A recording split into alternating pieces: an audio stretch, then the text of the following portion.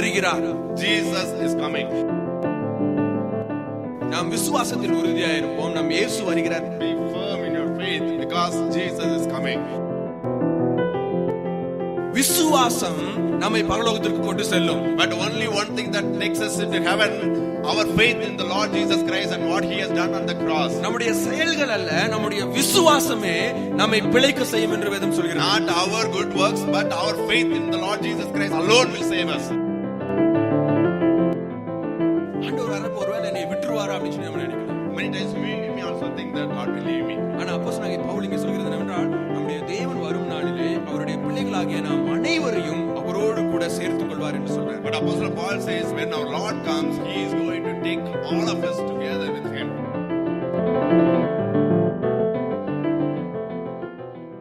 இன்றைக்கு 2 தெசலோனிக்கர் 2ஆம் அதிகாரத்திலிருந்து நாம் விசுவாசத்தில் உறுதியாக இருப்போம், நம் இயேசு வருகிறார் என்ற தலைப்பிலே நான் பேச விரும்புகிறேன். Today I am going to talk to you from 2 Thessalonians chapter 2 in the title of Be Firm in Your Faith because Jesus is coming. என்னடா 1 தெசலோனிக்கர் 4ஆவது அதிகாரத்திலிருந்து எப்ப பார்த்தாலும் இயேசு வருகிறார்னே பவுல் சொல்லிட்டு இருக்காரே, இதுக்கு என்ன காரணம்னு சொல்லி நீங்க யோசிக்கலாம். You may wonder thinking that why the apostle Paul is again and again urging people to think about the Lord is coming from 1 Thessalonians and also in 2 Thessalonians.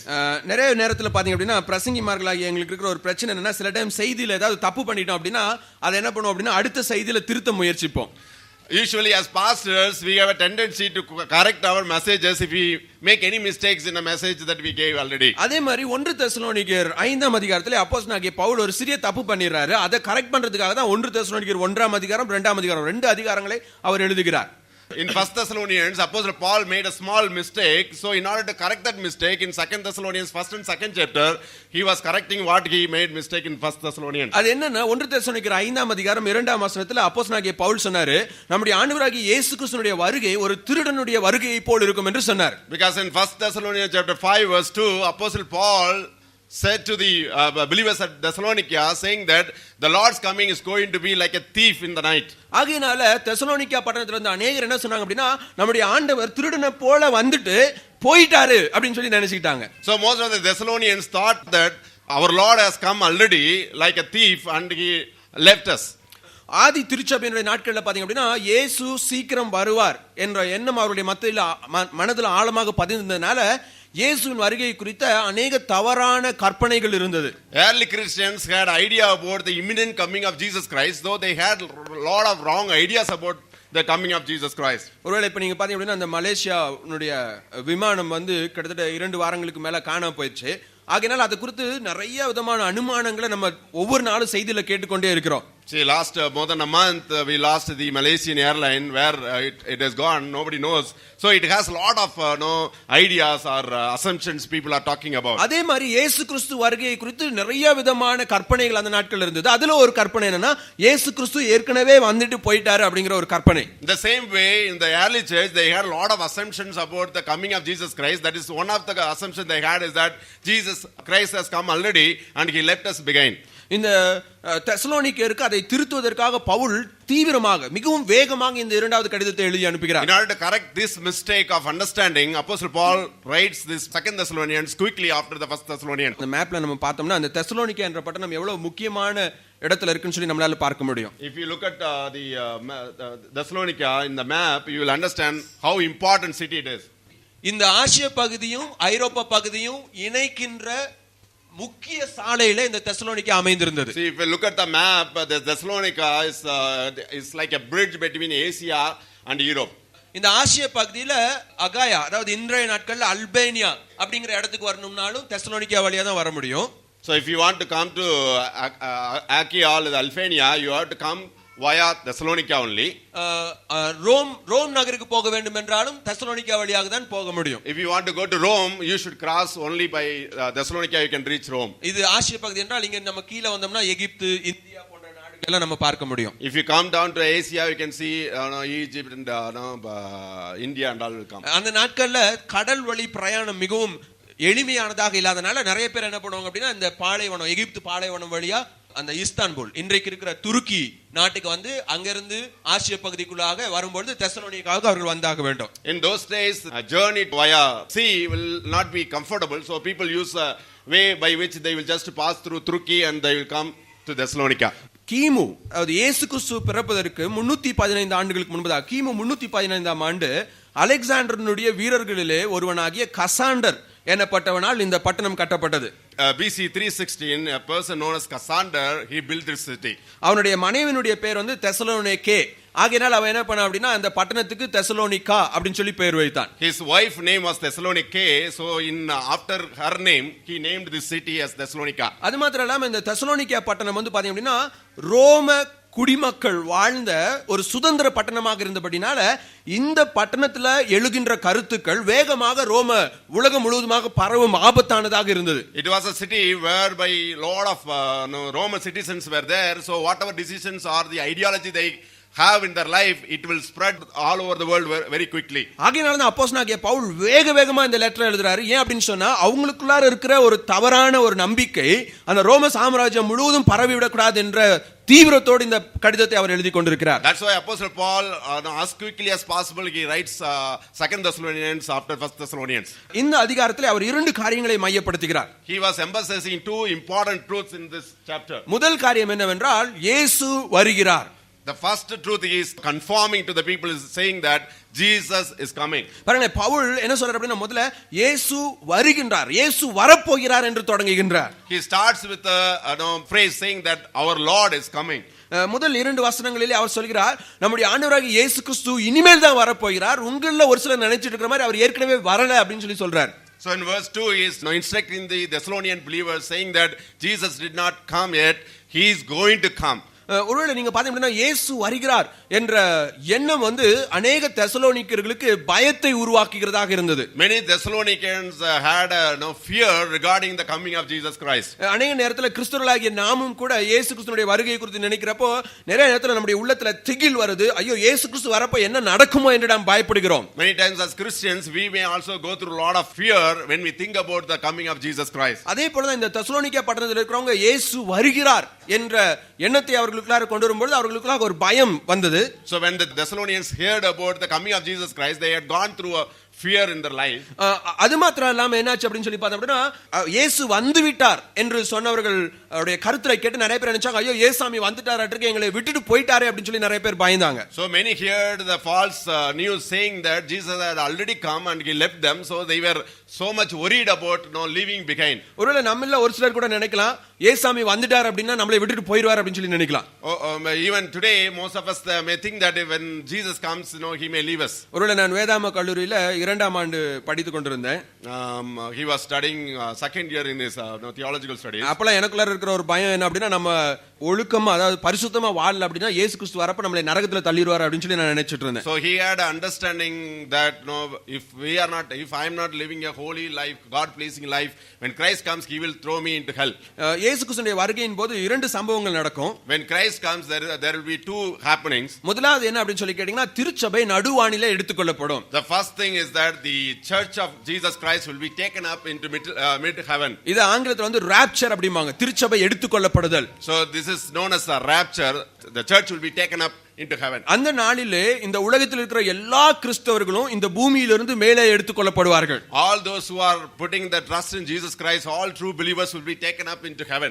அது வந்து பாத்தீங்க அப்படினா இயேசு கிறிஸ்து இந்த உலகத்திற்கு கொடுக்கின்ற கடைசி பெரிய அடையாளம் என்று வேதம் சொல்கிறது. That is the greatest and last sign that the Lord is going to give to the world. ஒருவேளை நீங்க நினைச்சு பாருங்க திடீர்னு ஒரு நாள் காலையில எந்திரிச்சு பார்த்தா கிறிஸ்தவங்க யாருமே இந்த உலகத்துல இருக்க மாட்டாங்க. Just imagine one day you wake up from your sleep and you see the world will see no Christians are here on the face of the earth. அதனால இது தேவன் இந்த உலகத்துக்கு கொடுக்கின்ற கடைசி மிகப்பெரிய அடையாளம். So that's going to be the last final sign that the Lord is going to give to the world. ஆனா இதுல ஒரு தவறான ஒரு போதனை என்ன இருக்கு அப்படினு சொல்லி கேட்டிங்க அப்படினா அந்த இயேசு கிறிஸ்து வரும்போது யாரெல்லாம் பரிசுத்தமா இருக்கறாங்களோ அவங்க மாத்திரம் தான் எடுத்துக்கொள்ளப்படுவார்கள் என்ற ஒரு தவறான போதனை இருக்குது. There was a misunderstanding and misinterpretation of the Bible saying that all believers will not be taken into heaven. Only people those who are so faithful to the Lord and living a holy and pure life alone will be taken into heaven.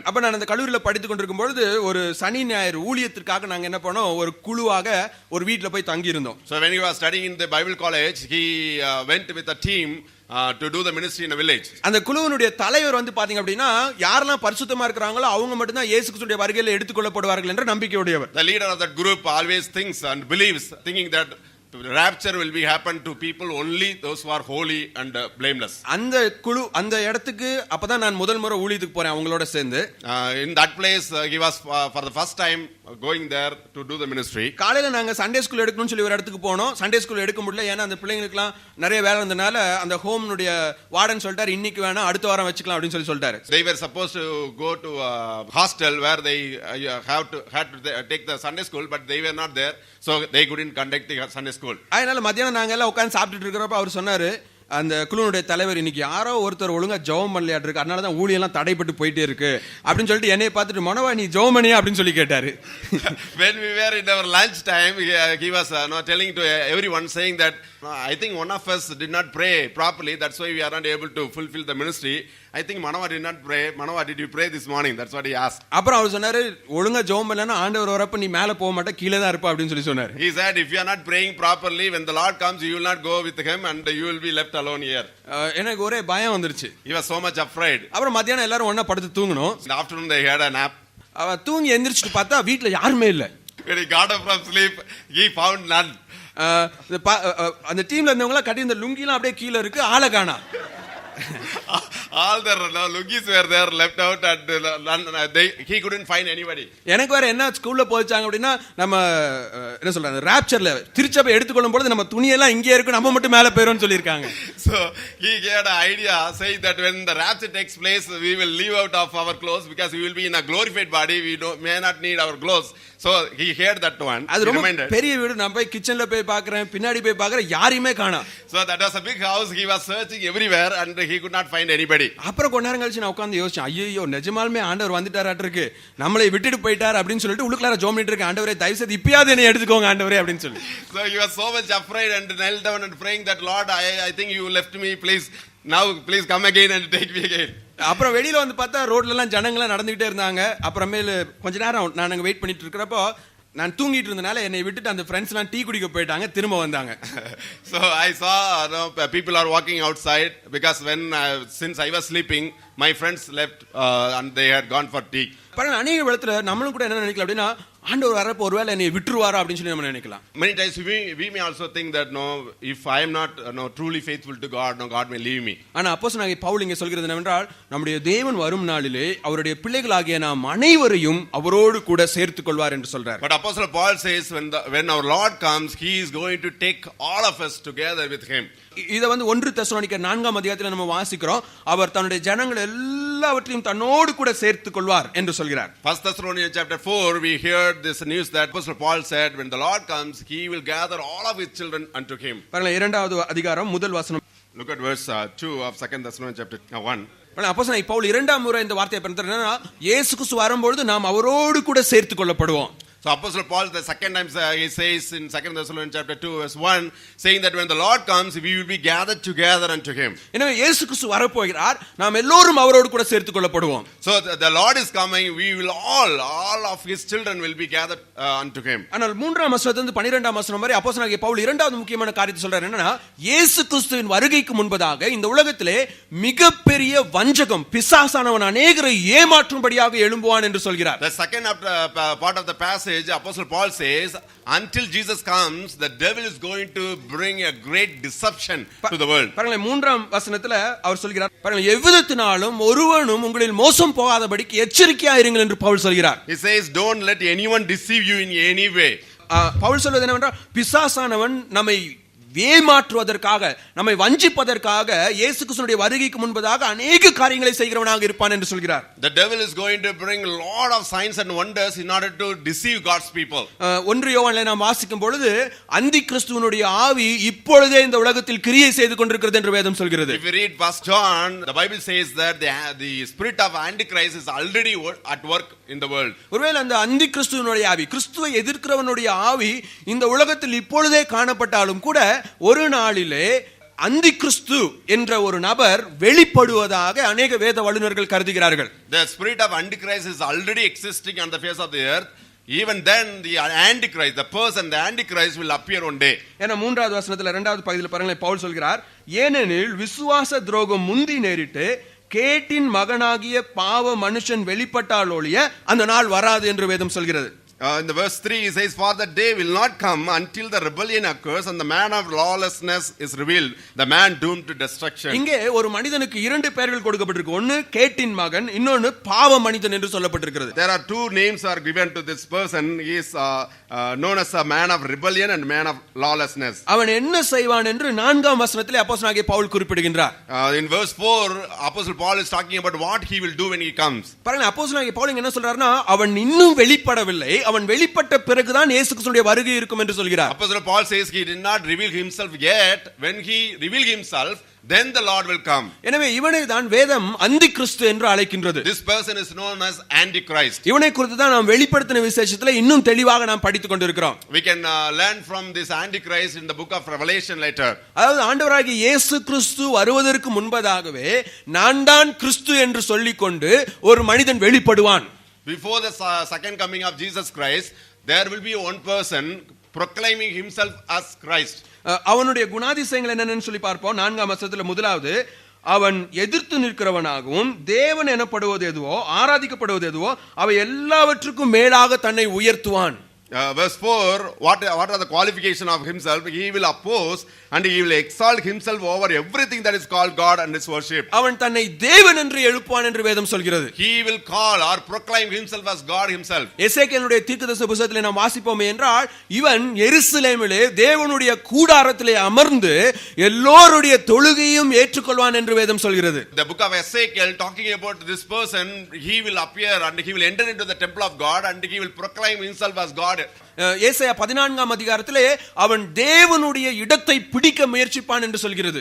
Isaiah 14 it says, no, he will try to take the place of God. எனவே இந்த அந்தி கிறிஸ்து வரும்பொழுது இந்த உலகத்திலே சமாதானத்தை கொடுக்கிறவனை போல வேஷம் அணிந்து தன்னை இந்த உலகத்தின் இரட்சகராக காண்பித்துக் கொள்வான். When Antichrist comes, he will show himself as a man of peace and he is the one who comforts all people. ஒருவேளை இன்றைக்கு நமக்கு இருக்கிற அரசியல் சூழ்நிலையில பாத்தீங்க அப்படின்னா, ஒவ்வொரு நாட்டினுடைய அதிபதியும் இந்த உலகத்தின் அதிபதியாக இருக்க வேண்டும் என்று விரும்புகிறார்கள். If you look at the political situation today, all the political leaders wanted to be the leaders of the world. பரல அமெரிக்கா தேசத்தை சேர்ந்தவர்கள் என்ன பண்றாங்க, இந்த உலகம் முழுவதையும் தங்களுடைய கட்டுப்பாட்டுக்குள்ளார வைத்துக் கொள்ளணும்னு சொல்லி விரும்புறாங்க. The leaders of United States of America, they wanted to get control of all the nations of the world. அதனால தான் நம்ம பார்த்தோம்னா ஆப்கானிஸ்தான்ல ஒரு பிரச்சனையா, ஈராக்ல ஒரு பிரச்சனையா, ரஷ்யால ஒரு பிரச்சனையா, எங்கனால அவங்க போய் என்ன பண்றாங்க, தங்களுடைய ஆதிக்கத்தை செலுத்த வேண்டும் என்று விரும்புகிறார்கள். That's why they are putting nose into all the activities of every nations around the world. Russia பாத்தீங்க அப்படின்னா உக்ரைன் என்ற இடத்துல போயிட்டு அங்க இருக்கிற கிரிமியா என்ற இடத்தை கைப்பற்றி அவங்களுடைய ஆதிக்கத்தை அங்க செலுத்தணும்னு சொல்லி விரும்புறாங்க.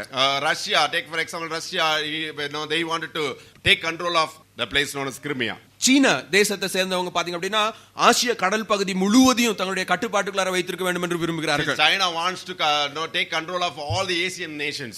இப்படி ஒவ்வொரு நாடும் தன்னை வேறொரு நாட்டுக்கு மேலாக உயர்த்த வேண்டும் என்று விரும்புகிறது. If you look at all the nations of the world, every nation want to take control of other nations. இந்த நாட்களில் நம்ம எலெக்ஷன் வரனால இந்த எலெக்ஷன் கேன்வாஸ் கேம்பெயின்ல நம்ம பார்த்தோம் அப்படின்னா ஒவ்வொரு தலைவரும் இந்தியாவினுடைய இரட்சகரை போல, இந்தியாவில் இருக்கிற எல்லா பிரச்சனையும் தீர்த்து வைக்கிறவர்களை போல தங்களை காண்பித்துக் கொள்கிறார்கள். If you carefully watch the election campaign and the preachings of the political leaders, they show themselves as if they are the saviors of this nation. ஒருவேளை இதைதான் 1 யோவானிலே அந்தி கிறிஸ்துவினுடைய ஆவி, அதாவது தேவனை சார்ந்து கொள்ளாமல் மனிதனுடைய பிரச்சனையை தீர்க்கிறவனாக உயர்த்துகிறவனாக இருப்பான் என்று வேதம் வர்ணிக்கிறது. This is what the Bible says. This is the spirit of Antichrist. People show themselves as the answer to the problem of the world. ஆனா ஒரு நாள் ஒரு நபர் வருவான். But one day one person is going to come. அவன் எல்லா மனிதருக்கும் மேலாக தன்னை உயர்த்துவான். The Antichrist, he will raise himself above everybody. அவனை உலக தேசங்கள் முழுவதும் ஏற்றுக்கொள்ளும். All the nations of the world will believe him and accept him. இந்த உலக தேசத்தின் அனைத்தின் மீதும் அவன் ஒரு அதிபதியை போல செயல்படுவான். He will be a ruler of the all the nations of this world. இறுதியில் அவன் தன்னை தானே தேவன் என்று அழைத்துக் கொள்வான். One day he will proclaim himself as God. அவனை தேவன் என்று ஏற்றுக்கொள்ளாத அனைவரையும் அவன் அழிக்கப் போகின்றான். He is going to destroy all people, those who are not ready to accept him as God. இதை வேதம் மகா உபத்திரவ காலம் என்று சொல்கிறது. Bible talks about this period as the great tribulation period. வெளிப்படுத்தின விசேஷம் 4ஆம் அதிகாரத்திலிருந்து 19ஆம் அதிகாரம் வரை அவன் வெளிப்படும் நாளிலே என்ன நடக்கும் என்று மிகவும் தெளிவாக யோவானுக்கு தரிசனமாக கொடுக்கப்பட்டது. In the book of Revelation chapter 4 to 19, Apostle John is explaining how the Antichrist will bring the judgment or the problems to the world. அவனுக்கு அவ்வளவு சக்தி எங்க இருந்து வரும்னு சொல்லி நம்ம பார்த்தோம்னா அவன் பிசாசினுடைய ஒரு வெளிப்பாடாக இன்கார்னேஷன் ஆஃப் சைடன். பிசாஸ் எப்படி இயேசு கிறிஸ்து மாம்சத்திலே வெளிப்பட்டார் அதே போல பிசாசானவன் அந்தி கிறிஸ்துவின் மூலமாக மாம்சத்திலே வெளிப்படுவான். How he is going to get all those power, he will reveal himself as the nature of Antichrist. அந்த நாட்களிலே அவன் எழும்பொழுது அநேக அற்புதங்களையும் அதிசயங்களையும் நிகழ்த்தி அநேகரை வஞ்சிப்பான் என்று வேதம் சொல்கிறது. In those days he will perform lot of signs and wonders and miracles so that many will be deceived. 9ஆம் வசனத்தில் நம்ம பார்ப்போம்னா யாரெல்லாம் சத்தியத்தை விரும்பலையோ அவர்கள் அனைவரையும் அவன் தன்னுடைய அற்புதங்களின் மூலமாக வஞ்சிப்பான். The Bible says if all people, those who are not willing to accept the truth, they will be deceived by the devil. அது மாத்திரம் இல்லாம தேவனே அம்மனிதர்களை சத்தியத்தை வெறுக்கிறவர்களை அவனுடைய கரத்திலே ஒப்பு கொடுப்பார் என்று வேதம் சொல்கிறது. The Bible says that the Lord himself will deliver the people, those who are not willing to accept the truth, into the hands of the devil so that they will be deceived. எப்படி பார்வோன் தேவனுக்கு விரோதமாக தன்னுடைய இருதயத்தை கடினப்படுத்தின பொழுது தேவனே அவனுடைய இருதயத்தை கடினப்படுத்தினாரோ அதே போல இந்த உலக மனிதர்கள் கிறிஸ்துவுக்கு விரோதமாக தங்களுடைய இருதயத்தை கடினப்படுத்தும் பொழுது தேவனே அவர்களை அந்தி கிறிஸ்துவினுடைய கரங்களிலே ஒப்பு கொடுக்கிறவராக இருப்பார். We know that when the Pharaoh, when he hardened his heart, then later it says that the Lord himself hardened the heart of Pharaoh. The same way God will harden the heart of people, those who are not willing to listen to God's word. அந்த அந்தி கிறிஸ்துவினுடைய ஆட்சியிலிருந்தும் அவனுடைய வல்லமையிலிருந்தும் ஒரு மனிதனும் தப்ப முடியாது. No one will be escaped from the power of the Antichrist. ஒருவேளை இந்த நாட்களை குறித்து தான் இயேசு கிறிஸ்து மத்தேயு 24ஆம் அதிகாரத்துல அந்த நாட்களிலே கர்ப்பவதியா இருக்கிறவர்களுக்கு ஐயோ என்று சொல்கிறார். Regarding those days, Jesus Christ prophesied saying that in those days if somebody, those who are pregnant woman, who unto them, ஒருவன் தன்னுடைய மேல் அறையிலிருந்து மேல் வீட்டு அறையிலிருந்து கீழே வர பயப்படுவான் என்று சொல்கிறார். Says people will be afraid to come down from his staircase. ஆனா வேதம் நமக்கு கொடுக்கிற ஒரு வாக்குறுதி என்னவென்றால் அந்த கொடூரமான அந்தி கிறிஸ்து என்ற ஒரு நபர் இந்த உலகத்திலே வெளிப்படும் பொழுது நாம் திருச்சபையாகிய நாம் இங்கே இருக்க மாட்டோம், மாறாக நாம் மத்திய வானிலே தேவனோடு சேர்த்துக் கொள்ளப்படுவோம் என்று வேதம் சொல்கிறது. But the promise the Lord has given to us is that when Antichrist reveal himself in this world, we as believers will not be here, we will be taken up into heaven even before that. எனவே அதிலே அவர் மூன்றாவது காரியத்தை சொல்றார். என்ன அப்படின்னா நீங்கள் நினைவு கூறுங்கள் என்று சொல்கிறார். He is encouraging the believers, saying that be reminded of this truth. நீங்கள் நினைவு கூறுங்கள், தேவனுடைய வார்த்தையை நீங்கள் நினைவு கூறுங்கள் என்று சொல்கிறார். You remember the word of God. 5வது வசனத்தில் 6வது வசனத்தில் நான் பார்ப்பது என்னவென்றால் இந்த அந்தி கிறிஸ்துவினுடைய காலம் இன்னும் வெளிப்படவில்லை என்று சொல்கிறார். Verse 6 and 7 it says he did not reveal himself yet. இந்த அந்தி கிறிஸ்து இந்த உலகத்திலே வெளிப்படும்படியாக ஏதோ ஒரு தடை இருக்கிறதாக பவுல் சொல்கிறார். There is something hindering his coming, the revelation of Antichrist to the world. 6வது வசனத்தை 7வது வசனத்தை வாசிக்கலாம். Verse 6 and 7. பவுல் என்ன சொல்றாருன்னா இப்பவே தேவனுக்கு விரோதமான ஆவிகள் செயல்பட்டு கொண்டிருக்கு, ஆனாலும் இந்த அந்தி கிறிஸ்து வெளிப்படுவதற்கு ஒரு தடை இருக்கிறது என்று அவர் எழுதுகிறார். See, even now the spirit of Antichrist is at work, but he is not revealing himself completely now because something is holding him back. ஒருவேளை இதை குறித்து இரண்டு விதமான கருத்துக்கள் இருக்கு. ஒன்னு, பரிசுத்த ஆவியானவர் அவனை தடை செய்கிறார் என்று சொல்கின்ற ஒரு கூட்ட வேத வல்லுநர்கள் இருக்கிறாங்க. வேறொரு கூட்ட வல்லுநர்கள் என்ன சொல்றாங்கன்னா திருச்சபை அவன் இந்த பூமியிலே செயல்படுவதற்கு தடையாக இருக்கிறது என்று சொல்கிறார்கள். There are two views on this. Some the theological scholars, they say the spirit of God is the one who holds the coming of Antichrist. Another group of people says the church on the face of the earth is holding back the coming of Antichrist. ஒருவேளை நம்ம பார்த்தோம் அந்த உபத்திரவ நாட்களிலும் அநேக பேர் ரட்சிக்கப்படுவதனால பரிசுத்த ஆவியானவர் அந்த நாட்களிலும் பூமியிலே செயல்பட்டு கொண்டிருப்பதனால திருச்சபை அவனுக்கு தடையாக இருக்கிறது என்று நாம் எடுத்துக்கொள்ளலாம். In the time of tribulation also there will be some people will be saved, so the spirit of God needs to be, so we can take in a view saying that the church is now holding him back from revealing himself completely. எனவே அப்போஸ்தலனாகிய பவுல் சொல்கிறார், நீங்கள் இந்த பூமியில் இருக்கும் வரை அந்த அந்தி கிறிஸ்து இந்த பூமியிலே வெளிப்பட முடியாது. So Apostle Paul says you are the church, so until you are here on the face of the earth, the Antichrist will not reveal himself completely. அந்த திருச்சபை நடுவானிலே எடுத்துக்கொள்ளப்படும் பொழுதுதான் இந்த அந்தி கிறிஸ்து பூமியிலே வெளிப்படுவான். When the church is taken up into heaven, then the Antichrist will be revealed. ஒருவேளை நீங்க பார்த்தீங்க அப்படின்னா இதை வந்து திருச்சபை எடுத்துக்கொள்ளப்படுதல் அடுத்த 7 வருடம் உபத்திரவ காலம் என்று வேதம் சொல்கிறது. The Bible says the church will be taken up into heaven, that is rapture. After rapture there will be 7 years of tribulation. அந்த சமயத்திலே இந்த திருச்சபை இந்த பூமியிலிருந்து எடுத்துக்கொள்ளப்படும்போது இந்த உலகத்திலே ஒரு மிகப்பெரிய வினோதமான செயல்கள் நடக்கும். இந்த உலகம் முழுவதுமாக தலைகீழாக மாறிவிடும். So when the rapture took place, the world will in the time of tribulation the world will be in a great chaos. ஒருவேளை நீங்க நினைச்சு பாருங்களேன், ஒரு கிறிஸ்தவர் ஒரு டிரைவரா இருக்கிறார், ஒரு பஸ் ஓட்டிட்டு போறாரு, திடீர்னு அவர் எடுத்துக்கொள்ளப்பட்டுட்டாருன்னா அந்த பஸ் போய் என்ன பண்ணுங்க, எங்கேயாவது இடிச்சு நிற்கும். Just imagine when the rapture take place, if a driver who is driving a bus, if he is a believer, when the rapture takes place, he will be taken away. Then what will happen to the bus? It will get into accident. ஒரு கிறிஸ்தவர் வந்து ஒரு டாக்டரா இருக்கிறார், அவர் heart operation பண்ணிட்டு இருக்காரு, அப்போ திருச்சபை எடுத்துக்கொள்ளப்பட்டால் அவர் மேல போயிடுவாரு, அப்புறம் டாக்டர் எங்கடா எல்லாருமே தேடிட்டு இருக்க வேண்டியதுதான். If a Christian doctor was operating a heart patient, the rapture takes place that time, then he will be taken up into heaven.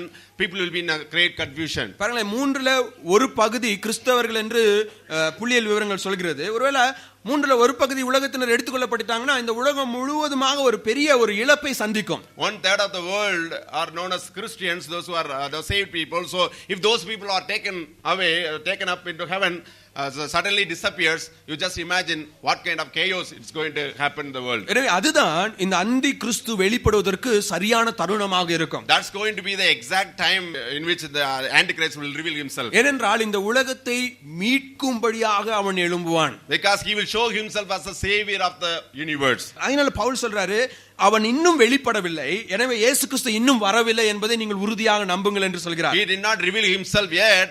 That is a sign that Jesus did not come yet. அது மாத்திரம் இல்லாம 8ஆம் வசனத்துல பவுல் சொல்கிறார், வாசிக்கலாம் 8வது வசனம். Verse 8. அவனை கர்த்தர் தம்முடைய வாயின் சுவாசத்தினாலே அழைத்து தம்முடைய வருகையின் பிரசன்னத்தினால் நாசம் பண்ணுவார் என்று பார்க்கிறோம். Okay, verse 8, the second part it says, the Lord Jesus will overthrow with the breath of his mouth and destroy by the splendor of his coming. அப்போஸ்தலனாகிய பவுல் சொல்றாரு, இந்த அந்தி கிறிஸ்து என்பவன் பிசாசினுடைய தூதனாக மிகவும் வலிமை உள்ளவனாக இருந்தாலும் கூட நாம் தெரிந்து கொள்ள வேண்டிய ஒரு காரியம் என்னவென்றால், தேவனுடைய வல்லமைக்கு முன்பதாக அவன் ஒன்றுமில்லை என்று சொல்கிறார். Though he will have a lot of power to perform lot of miracles and wonders, please we need to understand as children of God is that he is no longer, or he will never be powerful than God himself. பாருங்களேன், எனக்கு ஒரு anti இருந்தாங்க, அவங்களுக்கு வந்து ஒரு பையன் இருந்தான், பயங்கர வால் பையன். He had an auntie and that auntie had a boy, naughty boy. அப்ப அவங்க என்ன பண்ணுவாங்கன்னா, வீட்டுல வேலை செய்யறப்ப அவங்க வீட்டுக்குள்ள பெரிய ஹால் இருக்கும், அந்த டைனிங் டேபிள் என்ன பண்ணுவாங்கன்னா ஒரு கயிறு கட்டி கயிறுடைய இன்னொரு பக்கத்தை அவன் கால்ல கட்டி வச்சிருவாங்க. So they had a big hall in their house. So in order to allow him to play, she will hold a rope in his leg and she will tie it to the dining table. அப்ப அந்த பையன் என்ன பண்ணுவான் அப்படின்னா, அந்த hall ஃபுல்லா எங்க வேணாலும் ஓடலாம், பிரச்சனையே இல்ல. ஆனா எவ்வளவு தூரம் அந்த கயிறு அவனை அனுமதிக்குதோ அவ்வளவு தூரம் தான் அவனால ஓட முடியும். He can go run around anywhere until the rope controls him. அதே மாதிரி தான் பிசாசுக்கு தேவன் சுதந்திரத்தை கொடுத்திருந்தாலும் அவனுக்கென்று ஒரு எல்லையை வைத்திருக்கிறார். Though the Lord is going to give tremendous power to devil on the day, but he is in control of God. பாருங்க, யோபுவை அவன் பரிசோதிக்க அவனுக்கு அனுமதி கொடுத்தாலும் அவனுக்கு ஒரு எல்லையை வைக்கின்றார். யோபுவினுடைய ஜீவன் மீது உனக்கு அதிகாரம் கிடையாது என்று அவர் சொல்கிறார். See, in the story of Job we know that though God gave the authority for the devil to test Job, but God did not give his life in the hand of the devil. அதே மாதிரி யோபுவினுடைய வாழ்க்கையில பிசாசு எவ்வளவு தொந்தரவு கொண்டு வந்தாலும் தேவன் அவனை மீட்கும் பொழுது இரட்டத்தனையாக அவனுக்கு திரும்பி கொடுக்கின்றார். Even though the devil brought a lot of trials and problems to the life of Job, we know that God gave him back everything that he lost and one time, two time more. இன்னைக்கு நிறைய விசுவாசிகளுடைய பிரச்சனை என்ன அப்படின்னு சொல்லி கேட்டீங்க அப்படின்னா, ஆண்டவருக்கு கடவுளுக்கு பயப்படுறதை காட்டிலும் பிசாசுக்கு தான் அதிகமா பயப்படுறாங்க. Many believers, they are afraid of devil more than they fear God. ஏன் அப்படின்னு சொன்னா, வீட்ல யாருக்காவது 2-3 தடவை உடம்பு சரியாம போயிடுச்சுனா, ஐயோ எனக்கு எதிரா யாரோ சூனியம் வச்சிட்டாங்க. So if somebody got sick for 2 or 3 times, they always think that okay, somebody made some kind of witchcraft to my family. என்னன்னு தெரியல பிரதர், என் ஹஸ்பண்ட் எப்ப பார்த்தாலும் என் கூட சண்டை போட்டுட்டே இருக்காரு, அவருக்கு பிசாசு பிடிச்சிருக்கு நான் நினைக்கிறேன். My husband always is getting angry with me, fighting me. I think he is possessed by demon. அப்புறம் எனக்கு விரோதமா இவங்க மந்திரம் வச்சிருக்காங்க, அவங்க தகுடு வச்சிருக்காங்க, இப்படி சொல்லி என்ன பண்ற அப்படின்னா பிசாசு நம்மளுடைய வாழ்க்கையில என்ன வேணாலும் செய்யலாம் அப்படி சொல்லி நம்ம நினைக்கிறோம். So we think that like unbelievers, the devil has the control over our life. He does whatever he wants in our life. பாருங்க, பிசாசு விசுவாசிகளுக்கு என்ன வேணாலும் பண்றதுக்கு அனுமதி இருந்ததுன்னா இந்த உலகத்துல நம்ம யாருமே உயிரோட இருக்க முடியாது. See, please remember, if the devil has all authority to do anything that he wanted to do in our lives, none of us will be alive now. பாருங்க, பவுல் ரொம்ப அழகா சொல்றாரு, இந்த பிசாசானவன் என்ன பண்ணுவான், எல்லாவற்றுக்கும் மேல கடவுளுக்கு மேல தன்னை உயர்த்துவான், உலகத்தை எல்லாம் தன்னுடைய கட்டுக்கோப்புக்குள்ள வைத்திருப்பான். ஆனால் இயேசு கிறிஸ்து அவனை சந்திக்கும் பொழுது இயேசு கிறிஸ்து தன்னுடைய சுவாசத்தினால் அவனை அழிப்பார் என்று சொல்கிறார். See, it says when he reveals himself, he will show a lot of miracles and powerful signs and wonders, but when the Lord appears, how he is going to destroy him, he will destroy him by the breath of his nostrils. சில time நீங்க பாத்தீங்க அப்படின்னா, Amy ஏதாவது வாழ் பண்ண அப்படின்னு சொல்லி கேட்டா அவளை நான் அப்படி சொல்லுவேன், ஏமி நீ அமைதியா இல்லைன்னா அப்ப அடிச்சிருவேன் அப்படின்னு சொல்லுவேன். So when Amy does something wrong, no, he will tell Amy saying that no, if you do this kind of naughty things, I will beat you. அவ சொல்ல நான் திருப்பி அடிச்சிருவேன் அப்படின்னு சொல்லுவா. She will say, I will beat you back. சில time நான் ஹட்சனை பிடிச்சு வச்சிருப்பேன், அவ வந்து இழுப்பா, நான் விட மாட்டேன். உடனே சொல்லுவா, நானும் ஹட்சனும் சேர்ந்து உங்களை அடிச்சு போட்டுட்டு ஓடிடுவோம் அப்படின்னு சொல்லுவா. So when he is holding Hudson in his hand, she used to tell him saying that I will join with my brother and I will beat you and we will run away. ஒருவேளை இப்ப அதை கேட்கறதுக்கு எனக்கு சிரிப்பு தான் வரும். அவ அப்படி சொன்னா நான் சிரிப்பேன் நான். So when she says that thing, no, he used to laugh. சங்கீதம் 2ல அதான் இந்த உலக ராஜாக்கள் எல்லாமே இயேசுவுக்கு எதிராக கூடி ஆலோசிக்கும் பொழுது அவர் பரலோகத்திலிருந்து நகைப்பார் என்று வேதம் சொல்கிறது. If you read Psalm 2, it says all the kings of this world, when they plan against God, the Lord of heaven will laugh at them. பிசாசு இந்த உலகத்துல தேவனுக்கு விரோதமா ஒவ்வொரு செயல் செய்யும் பொழுதும் இயேசு கிறிஸ்து அவனை பார்த்து சிரித்து கொண்டிருப்பார். When the devil does a lot of things against God, God will just look at him and just laugh at him in mockery. ஒரு நாள் இந்த பிசாசானவன் தன்னுடைய சேனையை திரட்டி கொண்டு கிறிஸ்துவுக்கு எதிராக யுத்தம் செய்ய வரும்பொழுது இயேசு கிறிஸ்து அவனை பார்த்து அவ்வளவுதான், அவன் கதை முடிஞ்சது. When he comes with all his power and authority, when he comes to fight with God, when God says everything will be over. ஏனென்றால் அவருடைய சுவாசத்தினுடைய வல்லமை அவனை அழிக்க போதுமானதாக இருக்கிறது. The breath of his nostrils is well enough to finish him up. பிரியமானவர்களே, நம்முடைய வாழ்க்கையிலும் கூட கிறிஸ்துவினுடைய அனுமதி இல்லாமல் பிசாசானவனால் நமக்கு ஒன்றும் செய்ய முடியாது. Beloved of God, we should remember that unless our God permits the devil to work in our lives, he has no authority on our lives. ஒருவேளை இந்த உலகத்துல இருக்கிற எல்லாருமே கூடி உங்களுக்கு விரோதமா எவ்வளவு சூனியம் பண்ணாலும் மந்திரம் பண்ணாலும் உங்க கூட ஆண்டவர் இருந்தார் அப்படின்னா அது உங்களை கடுகளவுலையும் பாதிக்காது. If you are a child of God, if the Lord is with you, the Bible says even the whole world is planning against you. With all the power of the devil, nothing will harm you. ஒருவேளை எங்க அப்பாவுக்கு வந்து 2005ஆம் ஆண்டு இருதய நோய் வந்து அவர் மரிக்கும் தருவாயில இருந்தார். One of us father had a real problem of heart. He was in a deathbed. ஒருவேளை அப்ப நாங்க நினைச்சோம் இன்னும் 1 மாசத்துல 2 மாசத்துல அவர் இறந்துருவார் அப்படிங்கிற மாதிரி தான் நாங்க குடும்பமாக எங்களுடைய மனநிலையை தேற்றிக் கொண்டிருந்தோம். So as a family they were comforting themselves, thinking that his father may pass away 1 or 2 months after. என்னுடைய தாத்தாவினுடைய உறவினர்கள் நிறைய பேர் வந்து இன்னும் இயேசுவை அறியாதவங்க தான். அதுல என்னுடைய தாத்தாவுடைய அண்ணன் என்ன பண்ணாரு, எங்க அப்பாவை பார்க்க வந்தார். His grandfather's relatives, most of them did not accept Jesus Christ yet. So grandfather's elder brother came to see his father. அவர் வந்து என்ன பண்ணாரு, எங்க அப்பாவை பார்த்துட்டு வேகமா எங்க வீட்டுக்குள்ள எல்லாம் போய் நடந்து பார்த்தாரு.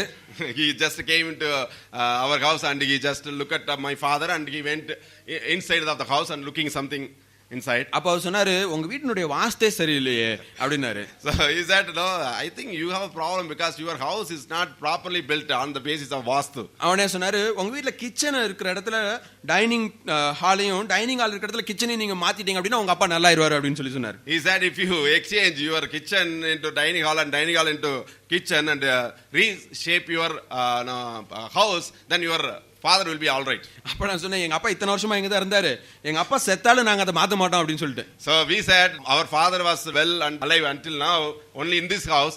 Even if he dies, we don't want to change any no alteration of the house. ஏனா ஆண்டவருக்கு வந்து கிச்சன் எங்க இருக்கு டைனிங் ஹால் எங்க இருக்குங்கற பிரச்சனையே கிடையாது. So God does not have any problem with which place supposed to be where. ஒருவேளை அவருக்கு ரொம்ப கோபம் வந்துட்டு போயிட்டாரு அவரு. He was so much upset and he just went back. ஏனா நம்முடைய தேவன் நம்மோடு இருக்கிறப்போ நம்ம எதை பத்தி பயப்பட வேண்டாம். Since our Lord is with us, we no need to be afraid of anything. தாவீது அதான் சொல்றான், கர்த்தாவே உம்மாலே நான் ஒரு சேனைக்குள்ளே பாய்ந்து செல்வேன் என்று சொல்கிறான். Psalmist says, by your strength I will get into in an army. அவர் என்ன பண்றானா, ஒரு சேனை என்னை எதிர்த்து வந்ததுன்னா நீர் என் கூட இருப்பீர் என்றால் நான் பாய்ந்து போய் அவர்களோட சண்டை போடுவேன் அப்படின்னு அவர் சொல்றாரு. See, the psalmist says that even if an army comes against me, if you are with me, I will jump into the army with faith. பாருங்க, தேவன் நம்முள் இருக்கும் பொழுது பிசாசு தான் நம்மளை பார்த்து பயப்படணும், நம்ம பிசாசை பார்த்து பயப்பட வேணாம். Since the Lord is with us, we should not be afraid of the devil.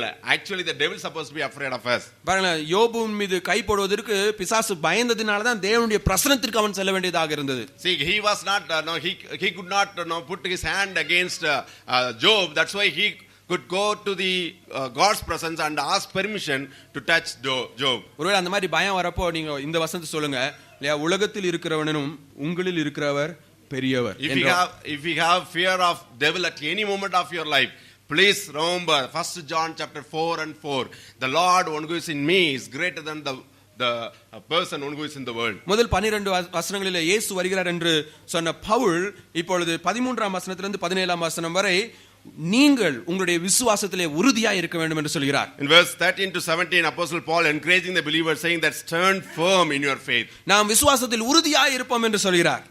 Let us be firm in our faith. 13-14 வசனத்தில் அவர் சொல்கிறார், ஏன் நாம் விசுவாசத்தில் உறுதியா இருக்கணும்? ஏனா உலக தோற்றத்திற்கு முன்பதாகவே தேவன் நம்மை தெரிந்து கொண்டார். Why we supposed to be stand firm in our faith? Because in verse 13 and 14 he says he has chosen us before, even before the foundation of the world. உலக தோற்றத்திற்கு முன்பதாக எதற்காக அவர் நம்மை தெரிந்து கொண்டார்? Why did he choose us to before the foundation of the world? 17வது வசனத்தில் தன்னுடைய குமாரனுடைய மகிமையை நமக்கு கொடுக்கும்படியாக நம்மை தெரிந்து கொண்டார்.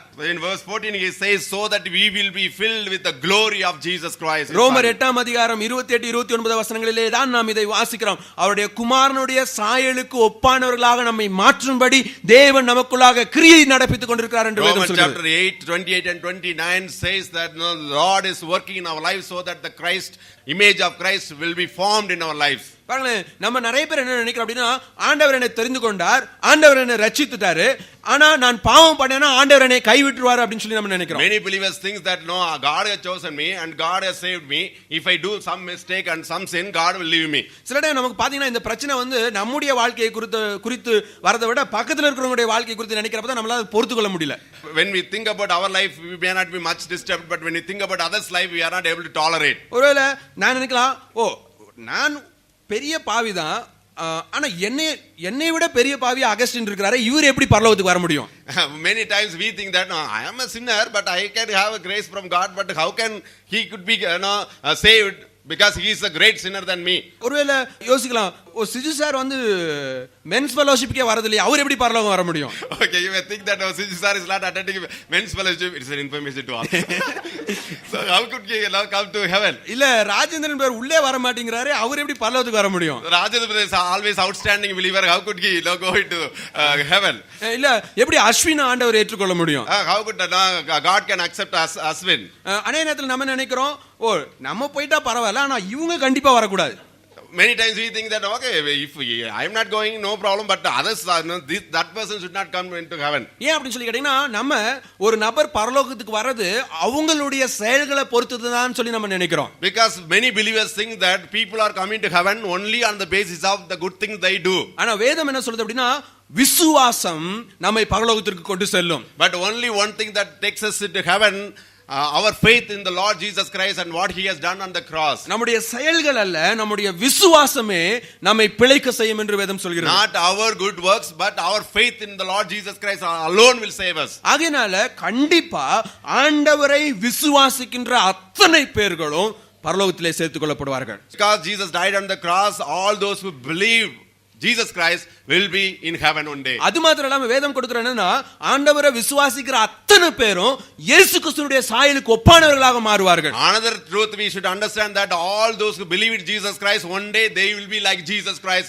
God will conform them into the image of his son Jesus Christ. ஏன் சொல்லி கேட்டீங்க அப்படின்னா, ஆண்டவர் நம்மளை கைவிடணும்னு சொல்லி நினைச்சிருந்தா உலக தோற்றத்துக்கு முன்பதாகவே நம்மை கைவிட்டு இருக்கலாம். If God decided to leave us into hell and throw us into hell, he would have not even saved us.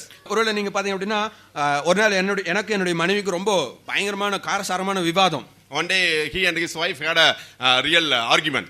அப்ப அந்த விவாதம் எல்லாம் முடிஞ்சிட்டு சமாதானமா பேசிட்டு இருக்கிறப்போ, after the argument they had a peace with each other. அப்ப அவ என் பக்கத்துல உட்கார்ந்துட்டு கேட்டா, நீங்க என்ன நினைச்சிட்டு இருக்கீங்க அப்படின்னு சொல்லி கேட்டா.